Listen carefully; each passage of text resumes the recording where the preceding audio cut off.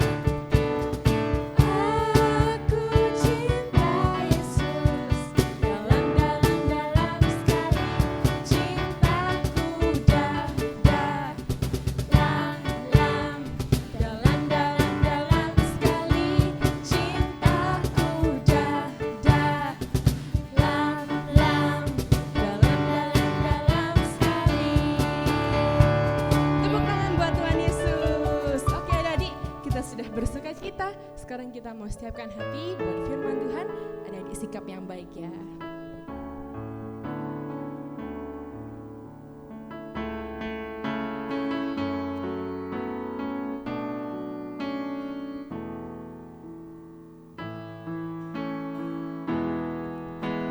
Jesus loves me, this I know, for the Bible tells me so.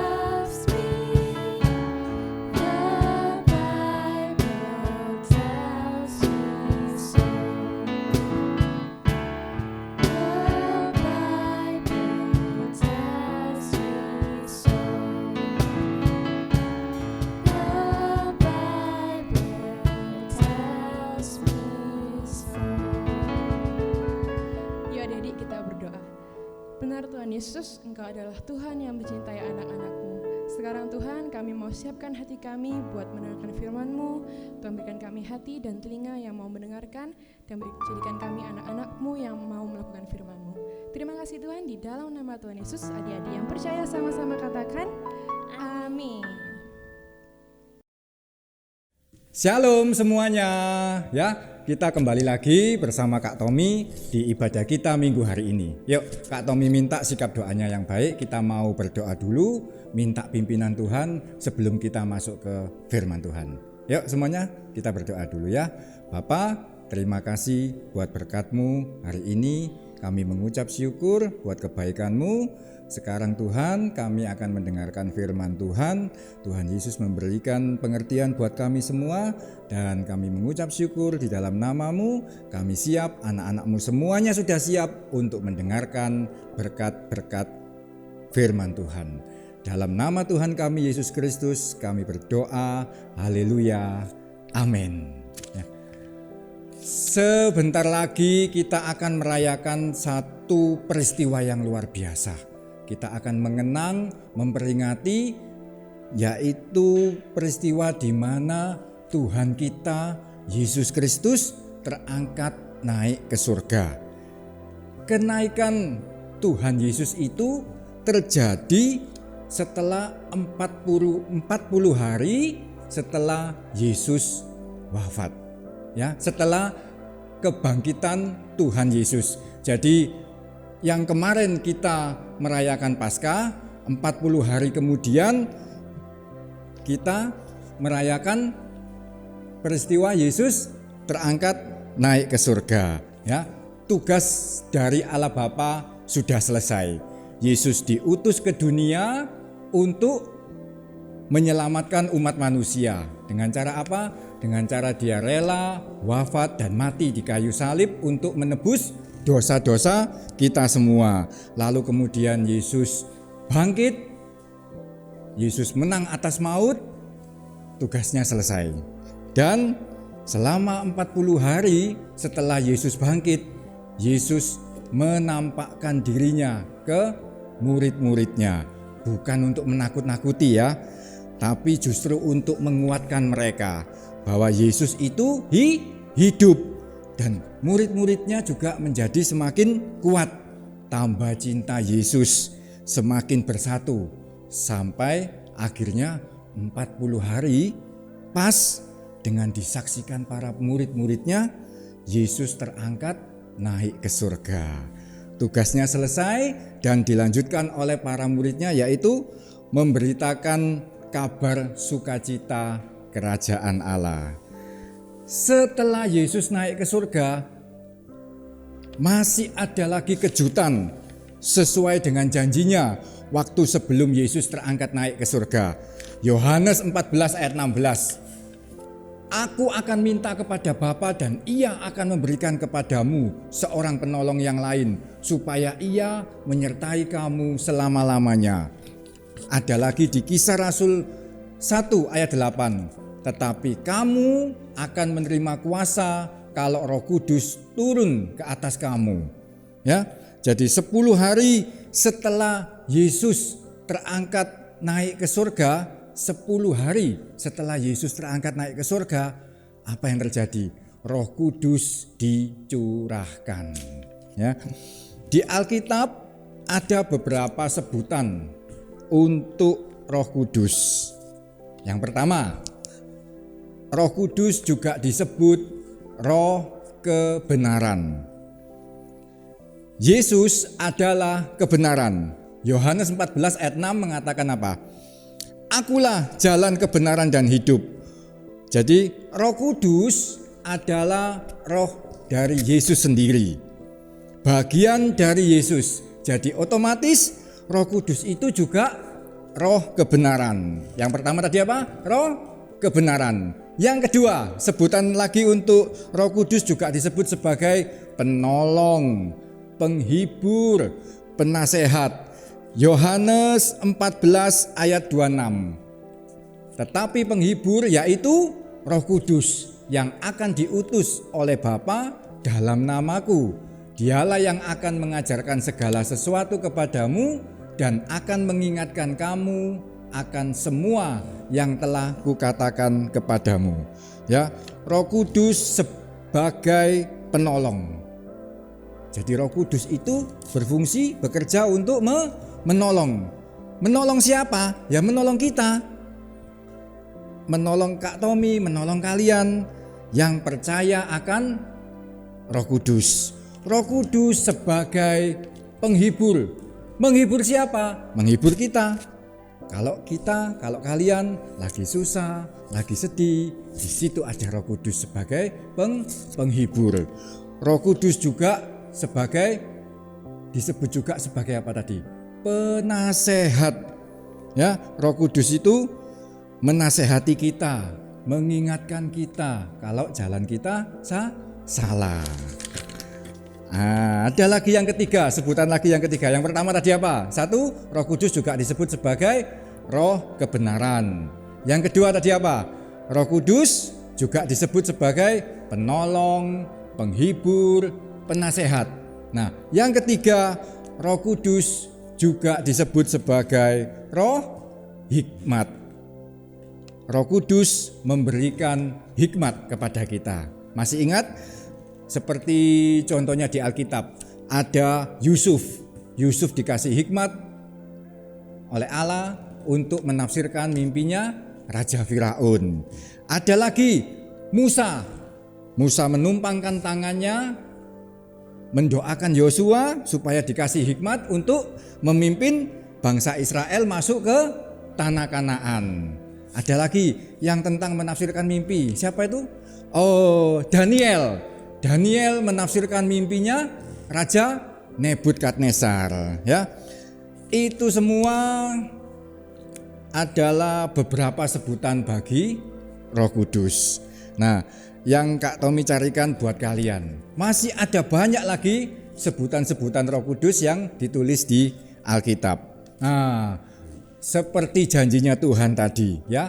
Di yang Yohanes 14 ayat 16 tadi, janjinya apa? Aku akan meminta kepada Bapa dan Ia akan memberikan kepadamu sebagai seorang penolong yang lain. Itu janjinya Tuhan. Dan Tuhan tidak pernah ingkar janji. Roh Kudus benar-benar dicurahkan. Murid-murid yang percaya, mereka terima Roh Kudus. Dan setelah itu, setelah murid-murid menerima kuasa Roh Kudus, apa yang terjadi? Murid-muridnya Yesus menjadi kuat, menjadi berani. Kalau dulu mereka takut dikejar oleh tentara Romawi, ya. Tapi sekarang mereka berani untuk memberitakan Injil kerajaan Allah. Karena apa? Karena ada kuasa Roh Kudus. Ada perubahan yang terjadi setelah mereka terima Roh Kudus, ya. Perubahan sifat, perubahan karakter. Ya jelas, karena apa? Karena Roh Kudus itu adalah Roh Allah sendiri, dan Roh Allah tinggal dalam diri murid-muridnya, sehingga mereka pasti menjadi luar biasa, ya. Waktu mereka terima Roh Kudus, masih ingat Alkitab mencatat apa? Petrus berkhotbah, 3.000 orang bertobat, ya. Waktu Petrus menyembuhkan orang sakit, bayangannya itu bisa menyembuhkan orang sakit, ya. Luar biasa. Kak Tommy percaya masih banyak pekerjaan-pekerjaan hebat lainnya, hal-hal hebat lainnya yang dilakukan oleh murid-muridnya Yesus yang tidak tercatat di Alkitab. Semua itu karena kuasa Roh Kudus. Roh Kudus itu dicurahkan bukan hanya untuk para murid-muridnya saja, ya, tapi juga untuk semua orang, kita semua, Kak Tommy, kalian yang percaya akan Roh Kudus. Kalau kita gak percaya, berarti sama juga kita gak percaya Tuhan.